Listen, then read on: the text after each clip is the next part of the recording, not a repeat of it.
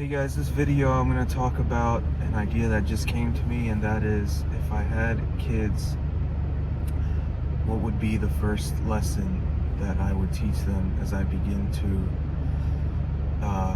mold and shape their psyche and infiltrate their subconscious so that they have a better chance at manifesting their ultimate selves and avoiding the unnecessary suffering that comes by experience and that I've gone through in my life and all that. And I don't know, I was just sitting here thinking, trying to think of a topic, and then I stopped thinking and waited for one to come, and that's what came. But I have two very young nephews, both are 2 years old, and if they look up to me as much as I looked up to one of my uncles, then therein lies a great opportunity to mold and shape an aspect of consciousness that they are, but to align it with virtue instead of vice and that sort of thing that was never, the uncle I looked up to, he filled our minds with mostly vice. But so the first lesson I would probably teach them when they're old enough to begin to understand, and it's a lot younger than you would think, I would teach them that they are already inherently worthy in and of themselves, as they have been created by the divine mind, that initial aspect, the uncaused cause, whatever you want to call it, God. And they are created, and they are created by the divine mind, and all that stems from the divine mind is aligned with harmony and inherent value and virtue and all of these things. And it's only by existing in this fallen world that we begin to venture further and further from that initial state of grace, if you want to call it that perfect state of harmony and elevated consciousness that was inherent to us before the transgression of the garden, the story. And the stories are metaphors, and they have tremendous wisdom to articulate and to put forth. But anyway, that will be the first lesson that I teach the kid, and I would burn it in his mind through repetition, get him to align himself to the very vibration that he feels from the sound of those words coming out of my mouth will begin to impress upon the child and affect their vibrational state. And when they even begin to hear those words, and as they begin to assign the meaning to it that is intended by me, the person articulating the words, then it will begin to act upon them and align their subconscious with that which it needs to blossom a beautiful garden in their mind. And then they will begin to take it on, and through the principle of auto-suggestion, they'll repeat it over and over again to themselves. And there are many implications there. The fact that they look up to you, and you have a place of high esteem in their minds, and they venerate you, that will also have an effect on the way that they reconcile the information that you are trying to imbue them with, trying to imprint upon them. Because those we look up to, our perception is manipulated, and that we become enchanted in a sense, and what they say is all the more potent because of that. So I would teach them that. I would get them to believe it, but not only believe it, have it be the foundation of everything that comes after that. That nothing on the outside they need to pursue or chase to reconcile them.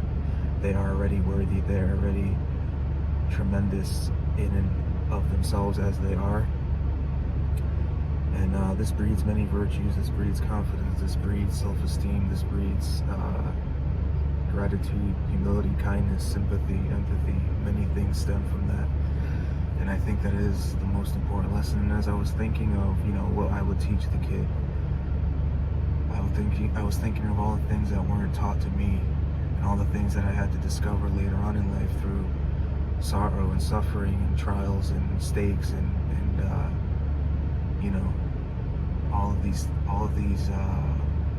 things that we go through in this life that is very brutal when it wants to get a point across, and when you're not receptive to the point, it's going to resort to more brutal and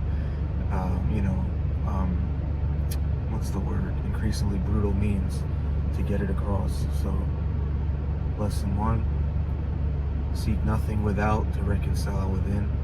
You are already worthy. You are already what you are, what you need to be. You are created from the divine intelligence, and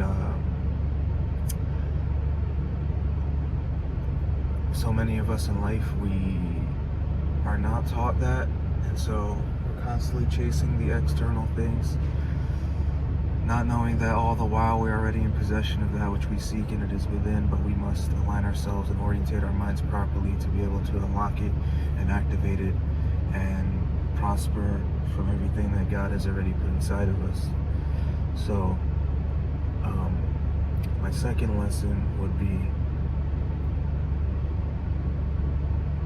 everything that you perceive to be reality on the outside, that you take in through your senses, that you perceive with your senses, is a byproduct of the mind, is a projection from the mind. And so manage your mind, take care of your mind, be the shepherd, be the steward of your mind, and you will manifest the reality that you wish to possess. And what you perceive to be the external reality is an illusion. It's internal to you, and you are the architect of that. You hold the pen. You are the writer, whatever you want to say, whatever metaphor you want to use. And so that will be the second lesson. Don't get enchanted, don't get caught up in the idea that all of this external is completely detached and separate from you.